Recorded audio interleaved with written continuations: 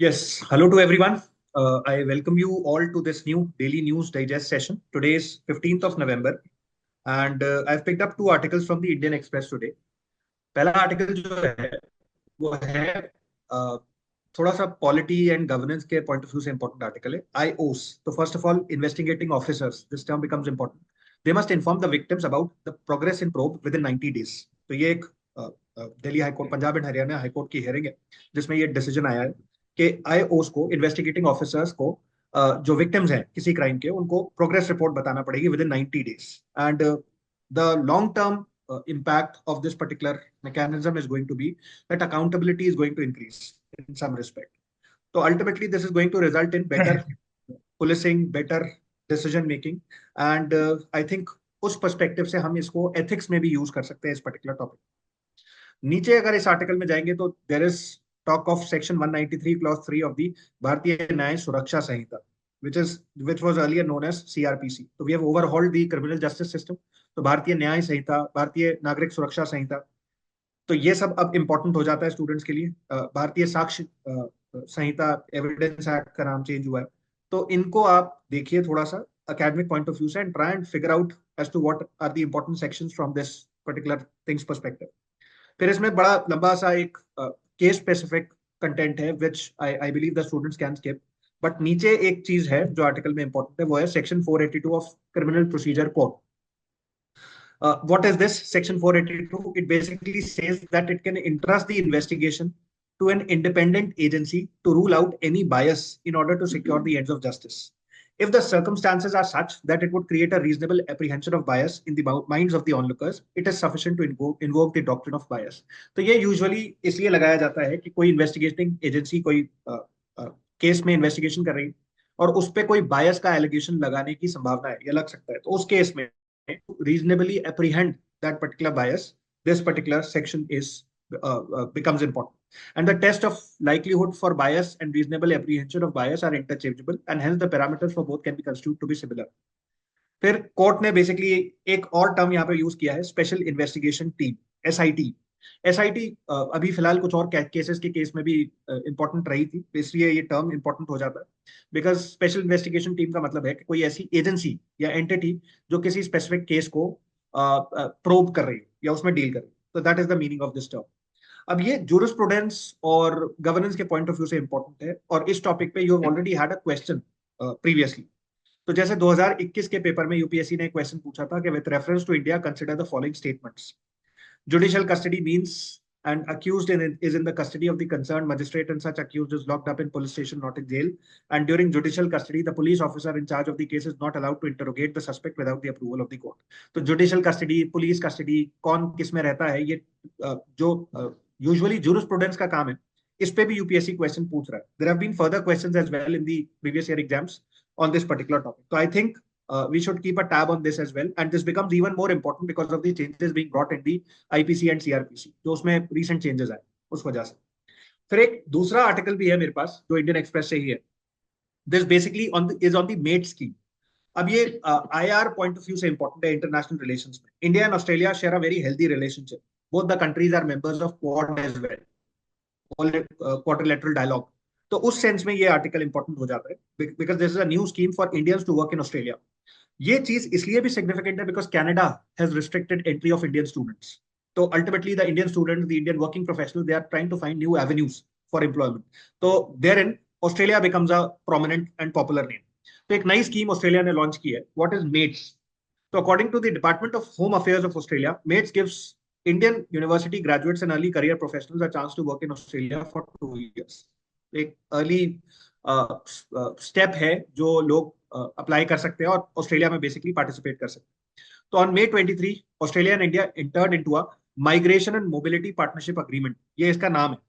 So this is a bilateral framework that supports and promotes two-way migration and mobility between the two countries while addressing issues pertaining to illegal and irregular migration. तो Australia को भी यहाँ पे रोकने की कोशिश कर रही है. वो ये चाहते हैं कि इलीगल और इरेगुलर माइग्रेशन कम हो, रिड्यूस हो, और लीगल तरीके से जो लोग ज्यादा से ज्यादा पहुंच रहे हैं उनको और बढ़ावा दिया जाए. तो जो ये मेट स्कीम है, this has been established under the MMPA, which is an agreement between India and Australia. अब मैं इसको इतनी डिटेल में इसलिए डिस्कस कर रहा हूँ बिकॉज आपको ये नहीं पता लगाना कि किन यूनिवर्सिटीज में एडमिशन मिलना है. These are not the things which are important, but what is important is the bilateral relationship between India and Australia. और इस स्कीम के तहत कहा गया है कि जो वीजा मिलेगा, there in the people can work for up to 2 years, 2 साल की इसमें रिक्वायरमेंट है. इसके अलावा यहाँ पे जो एप्लीकेंट्स है वो उसका नाम भी लिखा हुआ है कि 3,000 प्लेसेस फॉर प्राइमरी एप्लीकेंट्स पर programme. And ultimately this is going to result in more and more employment opportunities, more and more study related opportunities in Australia. तो उस सेंस में ये इंपॉर्टेंट हो जाता है. तो अब ब्रॉडली अगर हम इंडिया ऑस्ट्रेलिया के रिलेशनशिप को देखें तो it's a very healthy relationship. Both countries are like minded countries, they have similar challenges, and ultimately that is why there is growing convergence between these two countries. कहीं ना कहीं इसका एक reason देख सकते हैं हम, चाइना का जो रोल बढ़ा, चाइना और कनाडा का के साथ जो हमारी रिलेशनशिप कुछ हद तक डिटेरियोरेट हुई. तो that is why India is also trying to find counter avenues to make sure that our working professionals find employment. तो उस सेंस में I think this article becomes important. After Mustafa this sir, मैं मेरे पास भी एक Indian express का article है। इसमें मैंने पढ़ रहा था कि जो कनाडा में एसडीएस वीजा होता है स्टूडेंट के लिए, उसको खत्म कर रहा है। नवंबर से वो खत्म कर दिया। तो जो कनाडा में इंडिया के स्टूडेंट्स जाते हैं तो उन पे बहुत परेशानी होगी जाने में। जब मैं आर्टिकल डिस्कस करूंगा तो पता चलेगा। तो कहीं ना कहीं ये जो ऑस्ट्रेलिया वाला नया स्टेप है, कहीं ना कहीं ये हेल्पफुल होगा हमें। जो बच्चे कनाडा नहीं जा पा रहे हैं, ऑस्ट्रेलिया को प्रीफर कर सकते हैं। यस सर, बिकॉज कहीं ना कहीं देखा जाए तो बायलैटरल रिलेशनशिप कुछ कंट्रीज के खिलाफ के साथ अभी डिटेरियोरेट हुए हैं. तो we also have to find counter avenues. तो ऑस्ट्रेलिया मेरे हिसाब से एक लाइक माइंडेड कंट्री है जिसका हमेशा से हमारी रिलेशनशिप अच्छी रही. तो आई थिंक उसमें ये हेल्प करेगा. Now I would like to invite Kanhaiya sir to take this discussion forward. Thank you, sir. One more point I think which should be considered is these the attacks on the Indian students which in Australia. So ये भी एक add on हो सकता है इस topic में, जो हमेशा से इश्यूज रहे हैं सर इस चीज को लेके. Now sharing my article for today. The article is from The Hindu.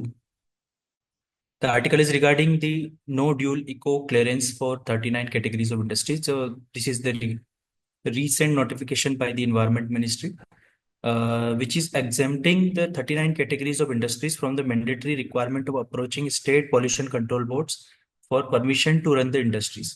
So this is ultimately easing the norms for the industries to run or to establish in a particular area. तो ये article उसके बारे में बताता है. इसको हम GS3 में रखते हैं, और जो इसमें इंपॉर्टेंट हो जाते हैं कुछ आर्ग्यूमेंट्स और कुछ बॉडीज यहाँ पर मेंशन है, और एक दो एक्ट्स यहाँ पर मेंशन है जो इम्पोर्टेंट है. तो इसमें देखते हैं हम जो ये इंडस्ट्रीज हैं, जो यूनिट्स हैं, इसमें भी ऑप्शंस बन सकते हैं.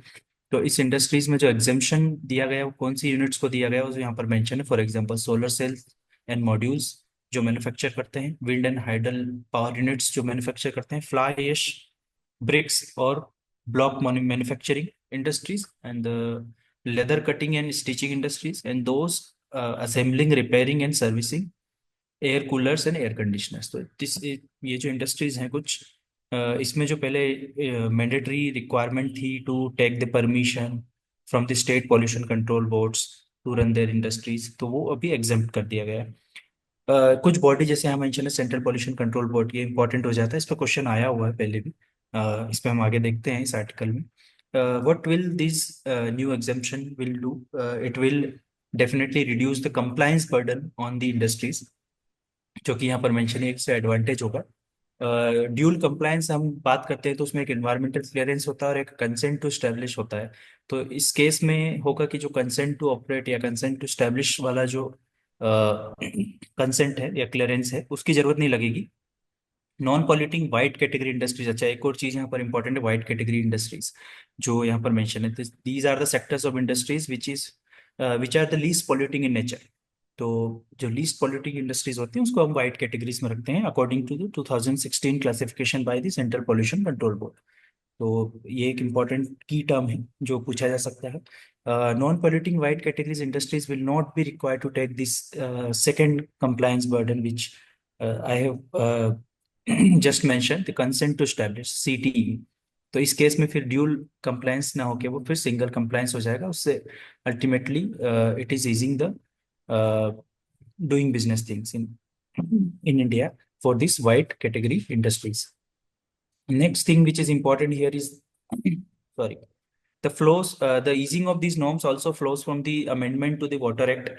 वाटर एक्ट जो water prevention and control of pollution act है 1974, ये भी एक बार एज ए ऑप्शन क्वेश्चन में आ चुका है यूपीएससी प्रीलिम्स में, तो ये भी स्टूडेंट्स को पता होना चाहिए। अब जब जब मैं बता रहा था सेंट्रल पॉल्यूशन कंट्रोल बोर्ड, तो इस पर ऑप्शंस पूछे गए हैं कि ये किस एक्ट के थ्रू बनता है। तो जनरली जब ये हम एयर पॉल्यूशन डिस्कस करते हैं तो हमें लगता है कि ये कहीं ना कहीं एयर पॉल्यूशन एक्ट के थ्रू इसको एस्टेब्लिश किया गया है, but that is not the correct answer. यहाँ पर जैसे फॉर एग्जांपल लिखा गया, this led to the creation of central pollution control board and state pollution control board. So this water prevention and control of pollution act of 1974, this led to the formation of centre pollution control boards and state pollution control boards. तो ये एक important point हो जाता है और इस पे question आया हुआ है directly. What are the aim, इसका एम क्या है? तो जैसे these bodies were charged with the monitoring and preventing public water resources from getting contaminated by sewage and industrial effluents। तो अंडर दिस पर्टिकुलर एक्ट तो हम वाटर पॉल्यूशन की बात करेंगे। कुछ चीजें और हैं, कुछ नॉर्म्स और हैं जो इस पर्टिकुलर अमेंडमेंट के थ्रू चेंज किया गया है, जो according to the minister the imprisonment provisions for minor violations which are simple infringements and did not lead to any injury to human or damage to the environment, often cause harassment to the businessmen and citizens। So they were not in the consonance with the spirit of ease of living and ease of doing business, जो ultimately India का target है। We are promoting the startup culture and ease of doing business। तो उस particular sense में देखा जाए तो एक इम्पॉर्टेंट स्टेप है to exam these industries, these wide category industries which are not too much polluting। So ये एक important article हो जाता है। Anything anyone wants to add here? I think it was quite elucidating article, so I don't think. Okay, so this was from my side. Now I'll invite Gaurav sir to continue this discussion। Thank you sir। तो एक article है आज the Indian express के explained section से। It is I found this article very important from the point of view of like GS paper 3 environment का तो है ही, but ये बायलैटरल जो एक ट्रेड है उसके पॉइंट ऑफ व्यू से भी इम्पॉर्टेंट है। So recently we all know that COP29 is underway at the Baku, Azerbaijan। So the BRICS, the basic country like China, India have given a formal submission to like जो अभी हमने देखा है CBM, carbon border adjustment facility है, उसके against एक तरह का उन्होंने एक सबमिशन किया है, फॉर्मल सबमिशन किया है to have a discussion over it. ठीक है, तो ये न्यूज में इसलिए है। ठीक है, so exactly the request was event the trade restriction on the ground of promoting climate objective are expected to trigger many more battles। ये जो इसमें हमें दो तरह के साइड समझने हैं। एक तरह तो like they are European Union are doing it for the sake of like protecting the environment, but in the guise of like protectionism, वो ट्रेड प्रोटेक्शनिज्म भी एक उनका एजेंडा है जिसके तहत ये लाया गया है। ठीक है, तो ये आगे चल के many more like many countries will इस तरह का एक्टिविटीज करेंगे and which will have a detrimental effect on a developing nation. ठीक है, तो हम इस बात को समझते हैं। Like then last year we all know that European Union rolled out his carbon adjustment mechanism which taxes certain products coming in from the other countries on the basis of emission footprint of their production process। तो इससे होता क्या है, जो ये European countries है या जो डेवलप्ड नेशंस है उनको एक कॉम्पिटिटिव एडवांटेज मिल जाता है, because they are like developed nation, they have deep pockets to like invest on the like environmental research. तो ऐसे ऐसे वो टेक्नोलॉजीज लेके आते हैं दैट इज लेस पॉल्यूटिंग। तो इस तरह से उनको एक कॉम्पिटिटिव एडवांटेज मिल जाएगा vis-a-vis the developing nations which are still developing in the developing stage, और उनके पास उतने रिसोर्सेज नहीं है कि इस तरह के कटिंग एज इन्वायरमेंटल रिसर्च और इन पे वो पैसा खर्च कर पाए। ठीक है, तो ये बात उभर के आती है। And then these developing nation have been pointed that since the whole this architecture of environmental mechanism is rooted in common but differential responsibility. ये CBDR है, ये स्टूडेंट को ये की टर्म हमेशा याद रखना चाहिए कि CBDR है। ये पेरिस कन्वेंशन में भी कहा गया है। इधर आप देखोगे Paris convention has mentioned that provision that seek to protect developing countries from social and economic impact of response measure taken to fight climate change. तो ऐसा वो कुछ नहीं कर सकते हैं डेवलप नेशन जिससे डेवलपिंग नेशन को ही नुकसान हो, in the mean trying to protect the environment, और एक तरफ से आप डेवलपिंग नेशन का ही नुकसान कर रहे हैं। तो they can't take such measures, it is like enshrined in the Paris convention itself. Like say measures taken to combat climate change including unilateral ones should not constitute a means of arbitrary or unjustifiable discrimination. तो ये बात हो जाती है। इसमें एक और term mention है, वो मैं दिखाना चाह रहा हूँ, वो है कार्बन लीकेज। तो कार्बन लीकेज क्या है? तो कार्बन लीकेज ये है कि लाइक लेबर चीप है, रिसोर्सेज चीप है, तो they relocate their business to these countries. तो इस क्योंकि वहां पे एक तरह से चीज है, but then they are like carbon extensive industries है कि कार्बन डाइऑक्साइड ज्यादा एक तरह से एमिट करते हैं, इसीलिए इसको कार्बन लीकेज का एक टर्म आया हुआ है। ठीक है, तो ये हम देख सकते हैं। Then they are like CBM कांड एक अकेला मेजर नहीं है, इसके अलावा और भी आगे जाके फ्यूचर्स में मेजर्स आ सकते हैं जो इस तरह का ट्रेड बैरियर क्रिएट कर देंगे in the name of environmental protection. तो ये हो गया। देन एक और है इन्फ्लेशन रिडक्शन एक्ट, ये यूएस में आया है। ये भी एक तरह ट्रेड प्रोटेक्शन मेजर ही है, मतलब इन्वायरमेंटल के प्रोटेक्शन के सेक से। एंड एक एशियन डेवलपमेंट बैंक की रिपोर्ट आई कि इस तरह के जो मेजर्स होते हैं वो कहीं ना कहीं ज्यादा कुछ अफेक्ट नहीं करेंगे इन्वायरमेंटल पॉल्यूशन के। Instead like their existing measures like carbon trade और सर्टिफिकेट्स जो वगैरह मिलते हैं, कार्बन सर्टिफिकेट, अगर उसमें ऑफसेटिंग में अगर डेवलप्ड नेशन अपने ऑफसेटिंग वगैरह में अगर डेवलप नेशन अगर इन्वेस्ट करते हैं, that will be more beneficial. तो ये होल टेक अवे है इस आर्टिकल का, that we have to take in regard the climate protection at the one hand and how it affect the global trade on other hand and how it affect the developing nations at also.